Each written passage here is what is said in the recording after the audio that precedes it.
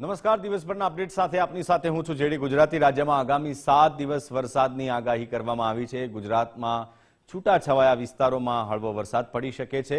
સૌરાષ્ટ્ર અને કચ્છમાં પણ વરસાદી માહોલ રહેશે। હાલ દક્ષિણ અને પશ્ચિમ દિશાના પવનો સક્રિય થયા છે। અમદાવાદમાં વાદળછાયું વાતાવરણ રહેવાની શક્યતા છે। અમદાવાદનું મહત્તમ તાપમાન 41 ડિગ્રી આસપાસ રહેશે। તો મધ્ય પાકિસ્તાન પર સાયક્લોનિક સર્ક્યુલેશન સિસ્ટમ સક્રિય થઈ છે।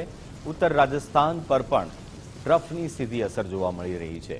પૂર્વી મધ્ય અરબ સાગર ઉપર સિસ્ટમ સક્રિય, નવી વરસાદી સિસ્ટમ ગુજરાત તરફ આગળ વધશે અને આજે કચ્છ અને બનાસકાંઠામાં વરસાદી માહોલ રહેશે।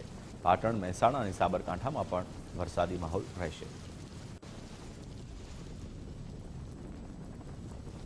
जून से लेकर 1 जुलाई तक इसमें हल्का से मध्यम बरसात का संभावना है गुजरात रीजन और सौराष्ट्र कच्छ दोनों रीजन के लिए।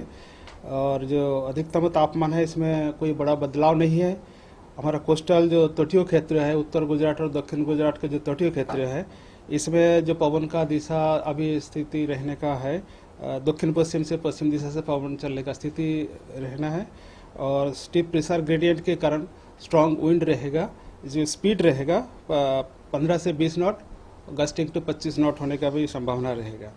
सबसे ज़्यादा तापमान, अधिकतम तापमान रिकॉर्ड हुआ है कल, जो आज रिकॉर्ड आई हुई है अहमदाबाद में 40.4 डिग्री सेंटीग्रेड, बीबी नगर में 40.3 डिग्री सेंटीग्रेड, राजकोट में 39.6 डिग्री सेंटीग्रेड, सुरेंद्रनगर में 39.5 डिग्री सेंटीग्रेड।